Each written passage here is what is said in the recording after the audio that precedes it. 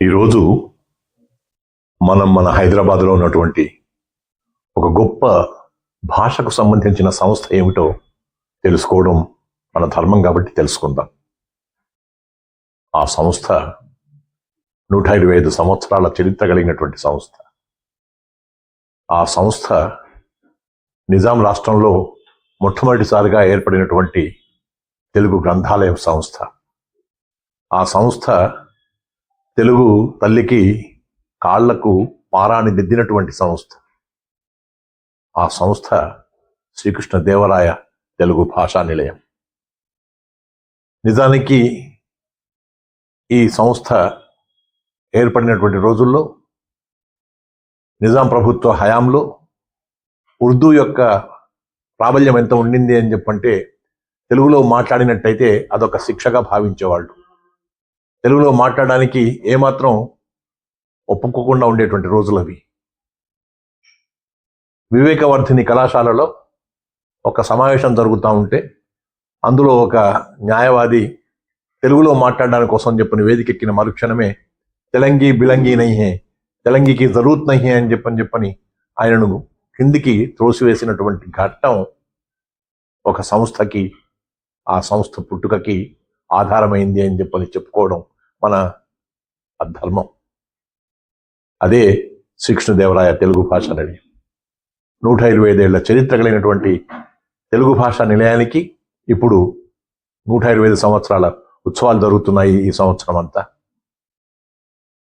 నిజానికి మొట్టమొదట నిజాం ప్రభుత్వ హయాంలో తెలుగు భాషను ఉపయోగించినటువంటి రోజుల్లో, ఉర్దూ ఎక్కువగా ఉండేటువంటి రోజుల్లో అప్పుడున్నటువంటి పెద్దలు కొందరు కలిసి మన తెలుగు భాషని ఎలా అమలుపరచుకోవాలి, ఎలా దాన్ని ముందుకు తీసుకెళ్ళాలి అనేటువంటి ఆలోచనతో ఒక సంస్థను ఏర్పరచుకోవాలని చెప్పి అనుకున్నారు. దానికి అప్పటి రోజుల్లో రాజా నాయని వెంకట రంగారావు గారు, రావి చెట్టు రంగారావు గారు, ఆదిలక్ష్మమ్మ గారు, వీళ్ళందరూ కూడా పూనుకొని, ఆదిరాజు వీరభద్రరావు గారు, కొమర్రాజు లక్ష్మణరావు గారు, వీళ్ళందరూ కూడా కలిసి ఒక సమావేశం ఏర్పరచుకొని శ్రీకృష్ణదేవరాయల పేరిట ఆంధ్ర భోజుడు తెలుగు భాషను అభివృద్ధిలోకి తీసుకొచ్చినటువంటి మహానుభావుడు కాబట్టి ఆయన పేరిట శ్రీకృష్ణదేవరాయ తెలుగు భాషా నిలయాన్ని పెడదామని చెప్పి అనుకున్నారు. నిజానికి ఆ రోజుల్లో పెట్టిన పేరు శ్రీకృష్ణదేవరాయ ఆంధ్ర భాషా నిలయం. ఈ శ్రీకృష్ణదేవరాయ ఆంధ్ర భాషా నిలయానికి 1901వ సంవత్సరం సెప్టెంబర్ 1న ప్రారంభం జరిగింది. ఆ రోజుల్లో రావి చెట్టు రంగారావు గారు 5 ఏళ్ల పాటు తన హయాంలో అద్భుతమైనటువంటి కృషి చేయడానికి ప్రయత్నం చేసినటువంటి రోజుల్లో ఆయన చనిపోయిన తర్వాత రావి చెట్టు రంగారావు గారి యొక్క సతీమణి ధర్మపత్ని రావి చెట్టు లక్ష్మీదేవమ్మ 1911వ సంవత్సరంలో ఒక 3,000 రూపాయలు ఇచ్చేసేసి ఒక సంస్థకు కావలసినటువంటి ఒక పెంకుటిల్లిని కొని కోఠిలో శ్రీకృష్ణదేవరాయ ఆంధ్ర భాషా నిలయాన్ని ఏర్పరచాలని చెప్పని సంకల్పించడం, అప్పటి నుంచి 100 ఏళ్ల ఉత్సవాన్ని కూడా అక్కడే నిర్వహించుకోవడం అనేటువంటిది చాలా గొప్పగా జరిగింది. నిజానికి ఆ పెంకుటిల్లు కొంచెం ఇబ్బందులు ఉంటే 2002వ సంవత్సరంలో ఒక నిర్ణయం తీసుకోవడం జరిగింది. ఏంటంటే అక్కడే ఒక 4 అంతస్తుల భవనాన్ని కట్టాలని. ప్రస్తుతం ఉన్నటువంటి 4 అంతస్తుల భవనానికి రూపకల్పన చేయబడింది 2002వ సంవత్సరం, 2003వ సంవత్సరంలో. ఎందుకు ఈ మాట చెప్తున్నానంటే దాని యొక్క చరిత్ర అంత గొప్పది. మొట్టమొదటి ముఖ్యమంత్రి అయినటువంటి శ్రీ బూరుగుల రామకృష్ణరావు గారు దానికి కార్యదర్శిగా ఉన్నారు, ఆ సంస్థకు అధ్యక్షులుగా కూడా ఉన్నారు. ఆ తర్వాత వచ్చినటువంటి దామోదరం సంజీవయ్య గారు దానికి అధ్యక్షులుగా ఉన్నారు. ఆ తర్వాత వచ్చినటువంటి ముఖ్యమంత్రులు ఎవరైతే ఉన్నారో వాళ్ళందరూ కూడా జలగం వెంగళరావు వరకు ఆ శ్రీకృష్ణదేవరాయ ఆంధ్ర భాషా నిలయానికి అధ్యక్షులుగా ఉన్నటువంటి పరిస్థితి.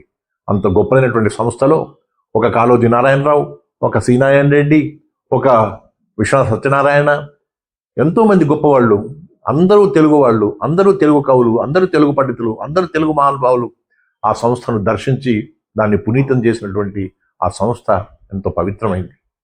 నిజానికి అక్కడ గ్రంథాలు ఉండాలని చెప్పిన అభిప్రాయంతో దాదాపు 50,000 గ్రంథాలతో అలరాడుతున్నటువంటి శ్రీకృష్ణదేవరాయ తెలుగు భాషా నిలయాన్ని మనం ఇవాళ ఒక పండుగలా జరుపుకుంటున్నాము, ఉత్సవాలుగా జరుపుకుంటున్నాము. 125 సంవత్సరాల చరిత్రని 125 సంవత్సరాల చరిత్రను సెప్టెంబర్ 1, 26వ సంవత్సరానికి 125 సంవత్సరాలు నిండుతాయి కాబట్టి ముగింపు ఉత్సవాలు కూడా నిర్వహించడానికి సంకల్పించడం జరిగింది. ఎంతోమంది అధ్యక్షులుగా ఉన్నటువంటి దీనికి ప్రస్తుతము నేను అధ్యక్షులుగా ఉండడం నా అదృష్ట విశేషం. 2001 ప్రాంతం నుంచి ఇప్పటి వరకు దాదాపు గత 25 ఏళ్లుగా శ్రీకృష్ణదేవరాయ తెలుగు భాషా నిలయానికి అధ్యక్షుడిగా ఉండడానికి నాకు ఆ భగవంతుడు అవకాశం ఇచ్చాడు. ఈ భాషా నిలయంలో దానికి శ్రీకృష్ణదేవరాయ ఆంధ్ర భాషా నిలయం ఉన్నట్టయితే తెలంగాణ రాష్ట్రం వచ్చిన తర్వాత ఆంధ్ర పదం తీసివేసి తెలుగు పదం పెట్టాల్సి వచ్చింది కాబట్టి శ్రీకృష్ణదేవరాయ తెలుగు భాషా నిలయం అని చెప్పని ఇప్పుడు అంటున్నాం మనం. నిజానికి దానికి స్వర్ణోత్సవాలు జరిగినాయి, వజ్రోత్సవాలు జరిగినాయి, అమృతోత్సవాలు జరిగినాయి, శత జయంతి ఉత్సవాలు జరిగినాయి. శత జయంతి ఉత్సవాలు జరిగినప్పుడు చంద్రబాబు నాయుడు గారు 30 లక్షల రూపాయలు ఇస్తే, ఆ తర్వాత రోషయ్య గారు మరో 30 లక్షల రూపాయలు ఇస్తే, రాజా రామ్మోహన్ రాయ్ కేంద్ర ప్రభుత్వం సంస్థ వాళ్ళు కొంత ఆర్థిక సహకారం చేస్తే, ఒకరిద్దరు దాతలు వారు కూడా ముందుకు వస్తే ఇవాళ 1 కోటి రూపాయల శ్రీకృష్ణదేవరాయ తెలుగు భాషా నిలయం భవనం దేదీప్యమానంగా మనకు కనబడుతూ వస్తూ ఉంది. ఆ భవనం కాదు, అదొక అపూర్వమైనటువంటి ఆధునిక దేవాలయం. మనకది సార్వత్రిక విశ్వవిద్యాలయం. ఎన్ని గ్రంథాలున్నాయో, ఎన్ని పుస్తకాలలో ఎంత విషయం మనకు దాగి ఉందో, ఈ పుస్తకాలను చూడడానికి కోసం అని చెప్పని ఆ రోజుల్లో రీసెర్చ్ చేసేవాళ్ళు, ముఖ్యంగా తెలుగులో రీసెర్చ్ చేసేవాళ్ళు ఎవరైతే ఉన్నారో వాళ్ళందరూ కూడా, సినాయన్ రెడ్డి గారు కూడా ఇక్కడికి వచ్చి ఆ గ్రంథాలను చూసి విషయం రాసుకొని తన యొక్క డాక్టరేట్ పట్టా పొందినటువంటి విషయాన్ని ఆయనే చెప్పుకున్నాడు ఒకసారి.